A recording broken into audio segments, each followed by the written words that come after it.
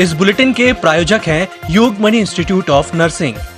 जबलपुर हनुमानताल तालाब का किया दौरा। महापौर एवं विधायक विनय सक्सेना ने हनुमानताल तालाब का सौंदर्यीकरण किया जा रहा है। तालाब के बीच अभी चेक रास्ता बनाकर तलाशी सौंदर्यीकरण को बढ़ाया जाए, ऐसी विधायक की मंशा है और पुरानी धरोहर साफ सफाई बनी रहे। हमारे जो शहर के तालाब हैं उनको संरक्षित करना, उनका उन्नयन करना, ये हम लोगों ने तय किया है। उसके तारतम्य में आज माननीय विधायक विनय सक्सेना जी और अधिकारियों के साथ हनुमानताल का दौरा किया।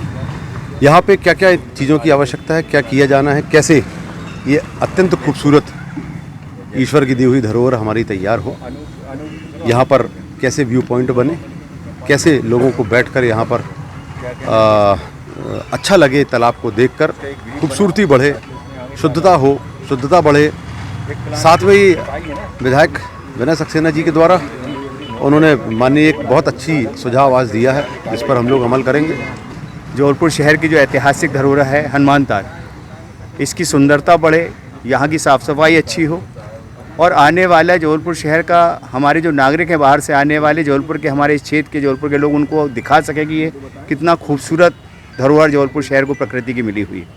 इसी के विकास के लिए आज हम लोग लगातार प्रयास कर रहे हैं। माननीय महापौर जी भी आज हमारे बीच पधारे हैं और हम लोग ने मिलकर निर्णय लिया है कि यहाँ पे जो राशि सरकार नगर निगम खर्च करेगी, उसमें विधायक निधि से भी, मैंने जैसा कहा था पिछली बैठक में कलेक्टर महोदय को, उसमें मैं भी अपनी राशि देने तैयार हूँ।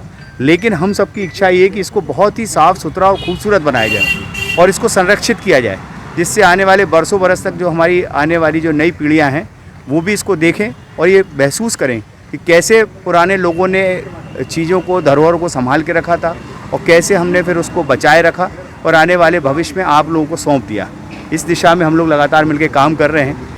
जबलपुर ग्वारी घाट में श्रद्धालुओं की भीड़ लगी है। बताया जा रहा है कि आज अमावस्या भी है और शनिमा बच्चा है। शनिवार का दिन होते हुए बहुत शुभ और मंगलमय रहेगा, ऐसे ग्वारी घाट के रोहित जी ने बताया। आज भाद्रपद कृष्ण पक्ष की अमावस्या तिथि है। शनिवार होने के कारण शनिचरी अमावस्या भी है। माँ नर्मदा के पवित्र तटों पर, घाटों पर लोग स्नान ध्यान करते हुए, अपने पितरों की आत्म शांति के लिए तर्पण करते हुए, दान पुण्य करते हुए पुण्य लाभ अर्जित कर रहे हैं। श्राद्ध तर्पण इस अमावस्या में करने से विशेष फलदायी रहता है। जबलपुर मोदी एन किताब का एक विमोचन किया गया। शहीद स्मारक गोल बाजार में इस कार्यक्रम को करने की वजह है कि हर एक बंदा वह किताब पढ़े जो मोदी की। उसमें पार्टी के बड़े नेता, राज्यसभा सांसद माननीय कैलाश सोनी जी भी रहे हैं। अपने जो बड़े उद्योगपति हैं, सबके अपने अपने एंगल से जो दृष्टिकोण हैं और गुजरात से लेकर के यहाँ तक इतनी तेज़ी से हिंदुस्तान को जो आगे बढ़ाया है, उस संदर्भ में अपने अपने ढंग के दृष्टिकोण हम सबको आत्मसात करने की ज़रूरत है। जो जनप्रतिनिधि हैं उन्हें, और जो भी काम कर रहे हैं सार्वजनिक समाज के क्षेत्र में, उन सब के लिए पढ़ने की ज़रूरत है। आज ये आयोजन इसी के लिए था कि हम प्रेरणा लें करने के लिए और साथ में करने वाले के लिए हम कृतज्ञता ज्ञापित करें, उनकी चर्चा करके। और मध्य प्रदेश में आपका जबलपुर तो संस्कारधानी है, यहाँ ये चर्चा नीचे तक जाएगी तो पूरे मध्य प्रदेश में जाएगी और हिंदुस्तान भर में। और आज हमने जिस पुस्तक का यहाँ विमोचन किया है जबलपुर में, वो ऐसी एक पुस्तक है जिसमें माननीय मोदी जी को लेकर, उनकी कार्यशैली को लेकर, उनकी देशभक्ति को लेकर, उनकी ईमानदारी, उनकी पारदर्शिता को लेकर देश की विभिन्न हस्तियों ने अपने अपने विचार लिखे और उनका ये संकलन है। लता मंगेशकर जी ने जिस पुस्तक की प्रस्तावना लिखी हो, पीवी सिंधु जी जिसके बारे में, जिसमें अपना लेख लिख रहे हो, उस पुस्तक को निसंदेह सभी को पढ़ना चाहिए। बहुत जल्दी वो बाजार में उपलब्ध होगी। Yogmani institute of nursing, Jamdar hospital, Jabalpur. Nursing के क्षेत्र में करियर बनाने का सुनहरा अवसर। प्रवेश प्रारंभ BSc nursing, post basic BSc nursing, GNM. पता 198/2 Raigwa, ward number 72, Arihant warehouse के पीछे, पाटन बाईपास चौक के पास, जबलपुर। अंधी कमाई करने के लिए प्राइवेट हॉस्पिटल किस हद तक फर्जीवाड़ा करते हैं, इसका एक उदाहरण जबलपुर में सामने आया है। यहाँ शहर के नामी गिरामी किडनी हॉस्पिटल के संचालक द्वारा अपने होटल में आयुष्मान कार्ड के मरीजों को भर्ती करके इलाज किया जा रहा था। इसका खुलासा स्वास्थ्य विभाग और पुलिस की संयुक्त छापेमारी में हुआ। सीएमएचओ डॉक्टर संजय मिश्रा ने स्वीकार किया है कि इस मामले में कई गड़बड़ियां और अनियमितताएं सामने आई हैं। उन्होंने कहा कि इस मामले में नर्सिंग होम एक्ट का भी उल्लंघन किया गया है। स्वास्थ्य विभाग द्वारा आयुष्मान योजना के नोडल अधिकारी और पुलिस टीम के साथ की गई छापेमारी में इस होटल में 30 से 40 मरीज भर्ती मिले। पता चला था मैं दमू जिला का हूँ, सरकबकनी गांव है, वहीं 15 किलोमीटर वहाँ पता चला था यहाँ फ्री में दवाई हो रही आयुष्मान कार्ड पे। तो पेट में तकलीफ थी और थोड़ी खतियाँ होती शरीर के अंदर, तो इसलिए यहाँ पे आए। पहली बात तो ये कि ये होटल नहीं है। पिछले 3 वर्षों से यहाँ पर होटल बंद हो चुका है। कोविड के पहले से यहाँ बंद है। चूँकि ये अस्पताल चल रहा था मेरा बाजू में और पेशेंट्स में ज़्यादा ज़रूरत थी बेड्स की, इसलिए हमने 100 बेड की परमिशन लेकर यहाँ पर अस्पताल को चालू किया है। लेकिन जो नॉर्म्स होते हैं हॉस्पिटल जी, उसके नॉर्म्स का जो फायर का है उसका काम चालू है। जो समय रहते जो शासन ने समय दिया है हमें, तब तक हमारी उसकी परमिशन हो जाएगी, काम लगा हुआ है। लेकिन जिस तरह जैसा कि आपने नीचे सब सामान देखा, सारी चीज़ें उसमें प्रीमाइसेस जो है वो होटल की बिल्डिंग है। अब उसकी परमिशन हो गई है कि नहीं, आप सर के द्वारा बताया गया कि हाँ संचालक द्वारा कि होटल की परमिशन वहाँ के अप्लाई किया गया है, बेड बढ़ाने की परमिशन दी गई है। अगर वो परमिशन हो गई होगी तो देखा जाएगा, लेकिन एज सच अभी वहाँ अस्पताल के लिए मरीज भर्ती हैं और उनका इलाज किया जा रहा है, उसकी जाँच चल रही है। जो भी तथ्य सामने आएंगे वैसे आपको अब इसमें जैसी रिपोर्ट मिलेगी, जैसा कि मैंने बताया आपको कि एक तो हॉस्पिटल में मरीजों को रखा गया था और वहाँ पर उपचार किया जा रहा था, जो कि उचित स्थान नहीं है। ये भी एक भारी अनियमितता है, बहुत बड़ी लापरवाही है और जैसी की रिपोर्ट मिलेगी उसके आधार पर हम वैधानिक कार्रवाई करेंगे। जबलपुर के बेलबाग थाना अंतर्गत बाई का बगीचा इलाके में पिछले दिनों एक निर्माणाधीन मकान की छत गिरने से 2 मजदूर गंभीर रूप से घायल हो गए थे, जिसमें से एक मजदूर की इलाज के दौरान मौत हो गई थी। मजदूर की मौत के बाद पुलिस प्रशासन ने मामला पंजीबद्ध किया। पुलिस निर्माणाधीन मकान में लापरवाही बरतने वाले सुपरवाइजर को गिरफ्तार किया, जबकि ठेकेदार मौके से फरार है। पुलिस ठेकेदार की तलाश कर रही है। विगत दिनों थाना बेलबाग क्षेत्रांतर्गत एक निर्माणाधीन शासकीय बिल्डिंग का छज्जा गिरने से उसमें जो वहाँ के 2 वर्कर थे वो बहुत ऊपर से काफ़ी ऊंचाई से नीचे गिरे थे और एक उसमें गंभीर रूप से घायल हुआ था और एक की इलाज के दौरान मृत्यु हो गई थी। इस घटना की जानकारी मिलने पर तत्काल थाना बेलबाग की पुलिस वहाँ पहुंचकर और मौके की कार्रवाई की थी।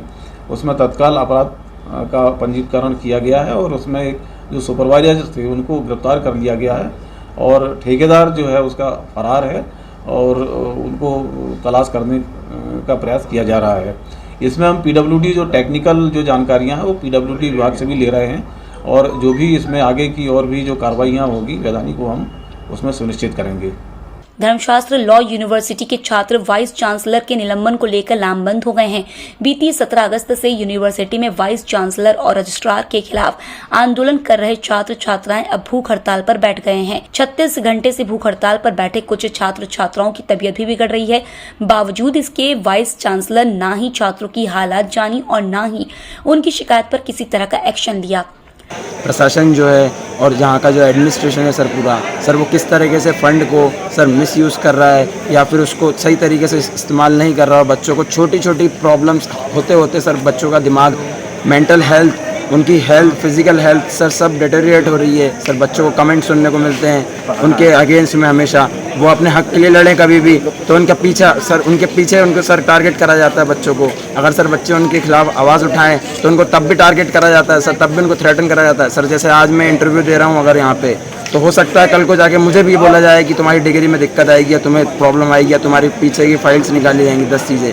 लेकिन सर मेरे को इस बात के लिए बिल्कुल भी डर नहीं है क्योंकि आज मैं अपने छात्रों के लिए खड़ा हूँ, अपने छात्रों के लिए और खड़ा रहूँगा जब तक हमें न्याय नहीं मिलेगा। सर बहुत सारी समस्याएं हैं हमारी यूनिवर्सिटी में। हमारे वाइस चांसलर हर बच्चे पे बहुत ही अभद्र तरीके के कमेंट्स करते हैं। यूनिवर्सिटी में हमारे रजिस्ट्रार जो हैं वो कोई फ़ाइन पॉलिसी नहीं है, किसी भी वजह से हम पे कोई भी आर्बिट्ररी फ़ाइन लगा दिया जाता है। करप्शन बहुत है सर यहाँ पे। वार्डन हमारी फैकल्टी की टीचर है, हमने बहुत बार बोला कि हमको वार्डन फैकल्टी नहीं चाहिए। वो वार्डन हमको क्लास में आके परेशान करती है अगर हम हॉस्टल से रिलेटेड कोई भी प्रॉब्लम उन तक लेके जाते हैं। ऐसे ही छोटी छोटी सी बहुत सारी प्रॉब्लम्स हैं जो कि एड्रेस की जा सकती हैं, पर अभी तक हमको कोई रिस्पॉन्स नहीं मिला है।